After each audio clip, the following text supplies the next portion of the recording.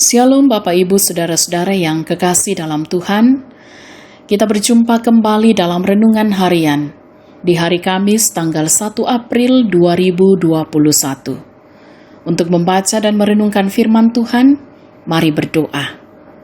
Bapa dalam surga, kami bersyukur kepadamu atas hari karunia-Mu, atas waktu yang indah yang Tuhan karuniakan bagi kami, untuk bersama-sama membaca dan merenungkan firman-Mu.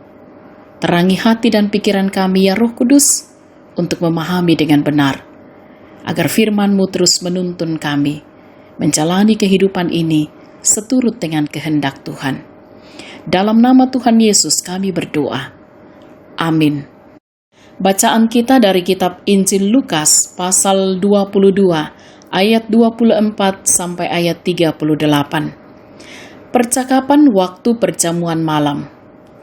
Terjadilah juga pertengkaran di antara murid-murid Yesus. Siapakah yang dapat dianggap terbesar di antara mereka?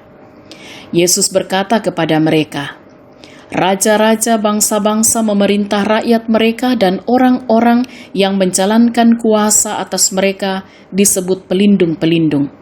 Tetapi kamu tidaklah demikian. Melainkan yang terbesar di antara kamu hendaklah menjadi sebagai yang paling muda dan pemimpin sebagai pelayan. Sebab siapakah yang lebih besar, yang duduk makan atau yang melayani? Bukankah dia yang duduk makan? Tetapi aku ada di tengah-tengah kamu sebagai pelayan. Kamulah yang tetap tinggal bersama-sama dengan aku dalam segala pencobaan yang aku alami.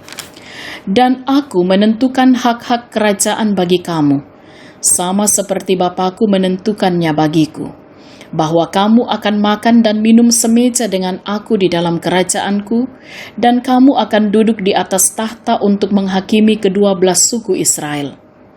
Simon, Simon, lihat, iblis telah menuntut untuk menampi kamu seperti gandum. Tetapi aku telah berdoa untuk engkau, supaya imanmu jangan gugur. Dan engkau, jikalau engkau sudah insaf, kuatkanlah saudara-saudaramu." Jawab Petrus, "Tuhan, aku bersedia masuk penjara dan mati bersama-sama dengan engkau." Tetapi Yesus berkata, "Aku berkata kepadamu, Petrus, hari ini ayam tidak akan berkokok sebelum engkau 3 kali menyangkal bahwa engkau mengenal aku." Lalu ia berkata kepada mereka, "Ketika aku mengutus kamu dengan tiada membawa pundi-pundi, bekal dan kasut, adakah kamu kekurangan apa-apa?" Jawab mereka, "Suatu pun tidak." Katanya kepada mereka, "Tetapi sekarang ini, siapa yang mempunyai pundi-pundi, hendaklah ia membawanya. Demikian juga yang mempunyai bekal, dan siapa yang tidak mempunyainya, hendaklah ia menjual jubahnya dan membeli pedang.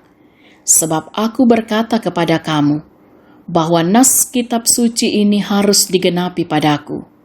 Ia akan terhitung di antara pemberontak-pemberontak. Sebab apa yang tertulis tentang aku sedang digenapi." Kata mereka, "Tuhan, ini 2 pedang." Jawabnya, "Sudah cukup." Amin. Tema renungan kita hari ini, melayani atau dilayani? Mak kamayai, bak tu dikamayai.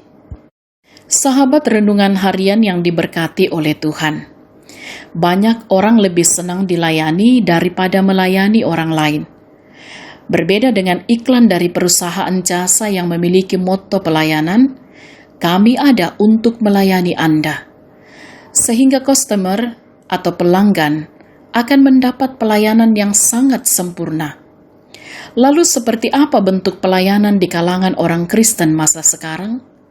Apakah kita lebih senang melayani atau dilayani? Saudara-saudaraku yang kekasih dalam Tuhan, ternyata tidak hanya dalam dunia bisnis motto pelayanan "Kami ada untuk melayani Anda" itu berlaku. Namun jauh sebelum itu, kepemimpinan yang melayani sudah diajarkan oleh Yesus kepada murid-muridnya.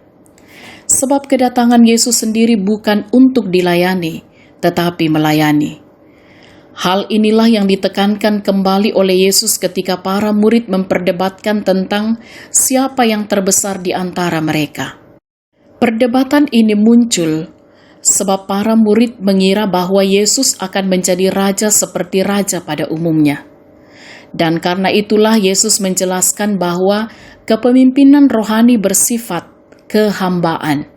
Artinya, bukan tentang kekuasaan menaklukkan orang lain, tetapi mengenai melayani orang lain tanpa pamrih. Sebuah janji tentang kesetiaan mengikut Kristus disampaikan kepada murid-muridnya, bahwa siapa yang setia akan bersama-sama Kristus kelak nanti. Saat perjamuan malam pun Yesus mengingatkan para murid untuk memperlengkapi diri dengan senjata rohani di tengah krisis yang akan mereka alami. Namun sayangnya, mereka pahami dengan senjata jasmani, sebab mereka terjebak dalam model kepemimpinan duniawi dengan jabatan struktural. Saudara-saudaraku yang diberkati oleh Tuhan, prinsip pelayanan yang Yesus teladankan harus menjadi ciri pelayanan kita, bahwa kita harus melayani orang lain tanpa pamrih, sebab bukankah Yesus yang lebih dahulu melayani kita? Mari kita hidup saling melayani, bukan menanti untuk dilayani. Amin. Mari kita berdoa. Kami bersyukur kepadamu ya Tuhan, Engkau telah mengajarkan kami untuk melayani dengan kasih, melayani tanpa pamrih. Dan biarlah oleh kebenaran firman-Mu ini, terus juga menuntun kami untuk hidup saling melayani, bukan menanti untuk dilayani. Berkatilah kami dalam segala keberadaan kami. Kuatkan dan topang kami melewati segala hal. Kiranya oleh hikmat dan pengertian-Mu ya Allah, setiap jemaat Tuhan, umat Tuhan, akan sungguh mampu bertanggung jawab dan berperan dengan benar di tengah-tengah kehidupan karunia Tuhan. Berkati setiap orang tua dalam berperan mendidik mengarahkan anak-anak karunia Tuhan. Anak-anak diberkati kiranya dalam segala tanggung jawab mereka, termasuk dalam perjuangan mereka, dalam pertumbuhan dalam pendidikan. Kiranya anak-anak-Mu akan senantiasa bertumbuh dalam kasih Tuhan, sehat dan kuat di dalam Tuhan Yesus. Bagi jemaat Tuhan yang saat ini berada dalam pergumulan-pergumulan kehidupan, apapun kesesakan yang sedang dijumpai, mereka yang berada dalam keadaan sakit, mereka yang berduka cita, mohon karuniakan kesabaran, hikmat-Mu ya Allah, agar mereka tetap sabar dan mampu menanggung segala perkara dalam pertolongan Tuhan. Yang sakit kiranya dipulihkan, yang berduka cita dikuatkan dan dihiburkan, yang menghadapi segala persoalan dan pergumulan hidup. Kami percaya Tuhan menolong dan membukakan jalan yang terbaik. Yang bersuka cita atas keberhasilan yang mereka boleh raih, pertambahan usia, juga kesuksesan dalam pendidikan, maupun juga mereka yang boleh menikmati kasih Tuhan lewat ulang tahun pernikahan. Apapun yang mereka boleh capai sampai saat ini, semuanya terus dihayati bahwa kasih Tuhan, kemurahan Tuhanlah yang terus menuntun mereka. Dan biarlah ya Tuhan di dalam segala hal, mereka pun juga terus mampu bersyukur. Bapa kami dalam surga, kami pertaruhkan kehidupan bangsa kami dalam kuasa-Mu. Kami mohon Tuhan menjaga dan melindungi bangsa kami. Berkati para pemimpin bangsa kami, TNI dan Polri, dalam menjaga keamanan bangsa ini. Diberkatilah juga kiranya majelis gereja, pengurus OIG, pengerja gereja, dalam bersama-sama mengemban tugas pelayanan. Kami pertaruhkan hidup kami sepanjang hari ini dalam kuasa-Mu. Ampuni dosa kami Tuhan, sempurnakan doa kami. Dalam nama Tuhan Yesus kami berdoa. Amin. Demikian renungan harian kita dan doa bersama. Sahabat renungan harian, tetaplah semangat. Tetap jaga kesehatan. Salam sehat. Tuhan Yesus berkati.